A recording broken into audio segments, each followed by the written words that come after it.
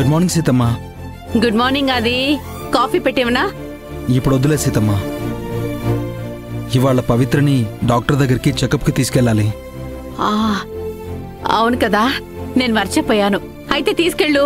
పవిత్ర నా విషయంలో ఎలా ఉంటుందో, నన్నెంత దూరం పెడుతుందో తెలిసి కూడా ఆ మాట ఎలా చెప్తున్నావు సీతమ్మ? నాతో మాట్లాడడానికి ఇష్టపడట్లేదు, నేను పక్కన ఉండడానికి కూడా ఇష్టపడట్లేదు. అయినా నా ప్రయత్నాన్ని నేను వదలను కదా. రాత్రే వెళ్ళి విషయం చెప్పి తోడుగా నేను వస్తానని చెప్పాను.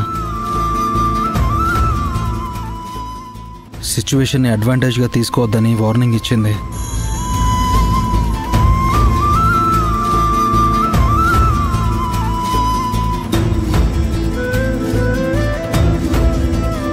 సీత, నేను వాకింగ్కి వెళ్ళొస్తానమ్మా. సరే అన్నయ్య, జాగ్రత్తగా వెళ్ళరా.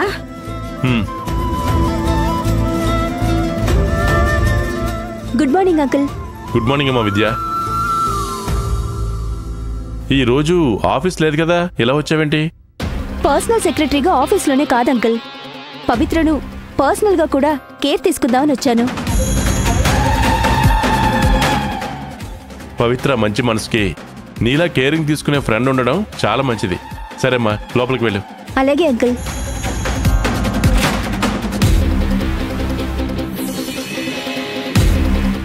రా విద్య. Hi aunty. హాయ్ అమ్మా. రూమ్ లో ఉందా? అవునమ్మా, ఇంకా నిద్ర లేవలేదు. ప్రెగ్నెంట్ కదా, కాస్త లేటుగా లేవమని నేనే చెప్పాను. సర్లేండి ఆంటీ, నేను వెయిట్ చేస్తాను. వద్దు విద్య, నువ్వు ఆఫీస్ పనులు మాత్రం చూసుకో చాలు. పవిత్రం చూసుకోవడానికి ఇంట్లో మేమంతా ఉన్నాం కదా, మేం చూసుకుంటాము.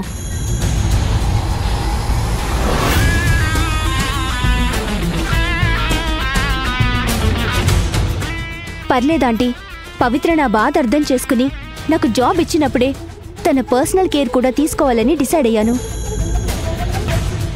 మీకు వంట పనితో పాటు ఇంట్లో పనులు కూడా చాలా ఉంటాయి కదా, అన్ని పనులు దగ్గరుండి చూసుకోలేరు కదా ఆంటీ. నేనుంటే పవిత్రకి హెల్ప్ఫుల్గా ఉంటుంది.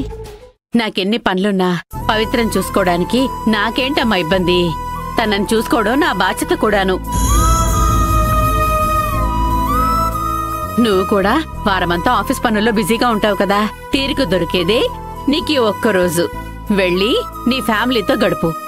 పర్సనల్ పనులు కూడా ఉంటాయి కదా, అవి చూసుకో.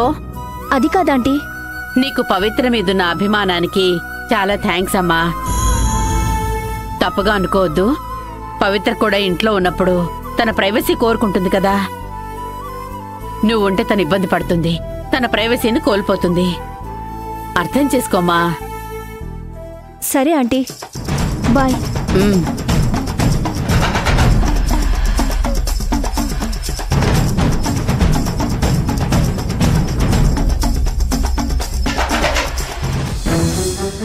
సీతమ్మా,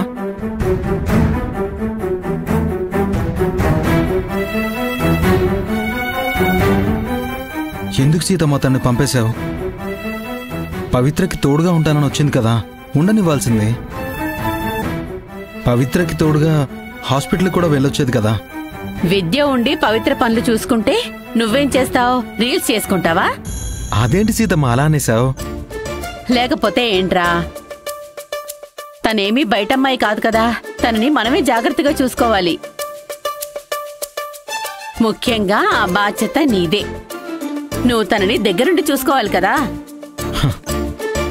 నేను తన కోసం ఏదైనా చేయగలను, కానీ తనని అపార్థం చేసుకుంటుంది కదా. నేను ఆ వంక పెట్టుకునే తనకి దగ్గరవ్వాలని చూస్తున్నానని అనుకుంటుంది. చెప్పాను కదా, హాస్పిటల్కి కూడా వద్దని చాలా స్ట్రైట్గా చెప్పింది. పవిత్ర చెప్తే నువ్వు సరే అని తలూపి సైలెంట్గా ఉంటావా? అంతకన్నా ఇంకేం చేయగలను? ఈ రోజు నువ్వే దగ్గరుండి పవిత్రని డాక్టర్ దగ్గరికి చెకప్కి తీసుకెళ్తున్నావు అంతే. రాత్రి నువ్వు నిద్రపోయావా సీతమ్మా? పోయాను. ఎందుకు అడిగావురా సంబంధం లేకుండా? నిద్ర లేక పైత్యం కమ్మి ఏదేదో మాట్లాడుతున్నావని డౌట్ వచ్చి అడిగాను. అసలు నన్ను హాస్పిటల్కి వద్దని పవిత్ర చెప్పింది అని అంటుంటే దగ్గరుండి డాక్టర్కి చూపించమని చెప్తావేంటి సీతమ్మా? రేయ్, నేనుండగా నీకెందుకు భయం? నువ్వు పవిత్రని హాస్పిటల్కి తీసుకెళ్తున్నావు. నువ్వు నేను చెప్పినట్టు చేయి చాలు. ఏం చేయాలి?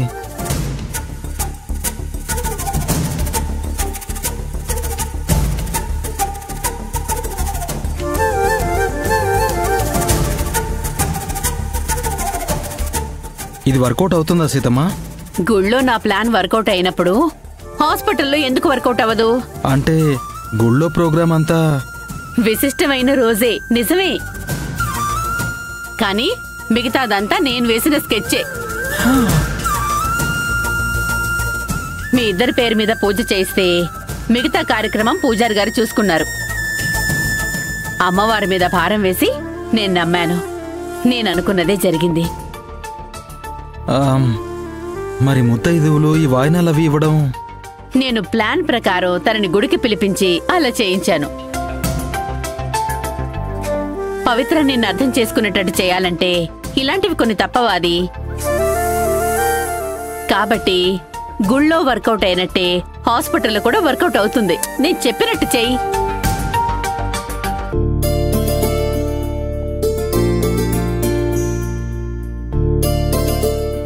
రేయ్, పవిత్ర వస్తుంది. నిన్నిక్కడ చూస్తే నేను తోడుగా హాస్పిటల్కి రావడానికి ఒప్పుకోదు. వెళ్ళి దాక్కో. ఓకే సీతమ్మ.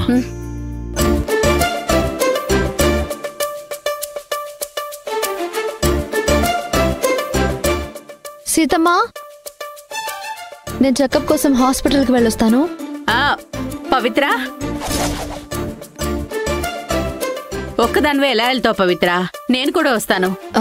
నీకెందుకు శ్రమ సీతమ్మ, నేను వెళ్ళొస్తాను కదా. నాకే శ్రమ అవుతుంది పవిత్ర. అయినా ఒక్కదానివి చెకప్కి ఎలా వెళ్తావు? నేను కూడా వస్తాను, పద. సరే పద.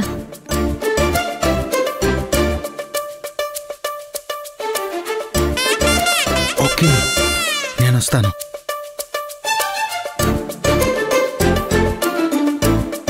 రా.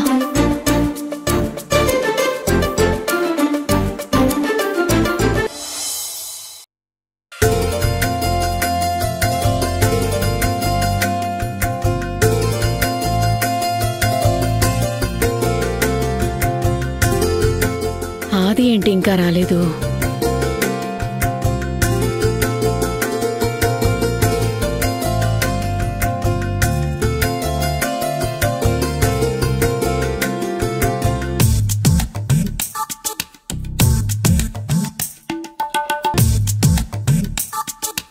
సీతమ్మ, పవిత్ర, ఎందుకు అలా చూస్తున్నావు?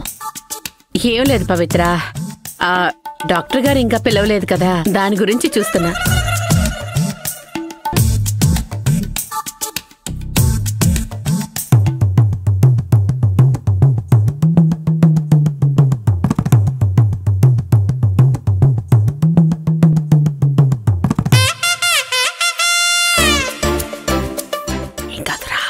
నాకు భయం వేస్తుంది సీతమ్మ.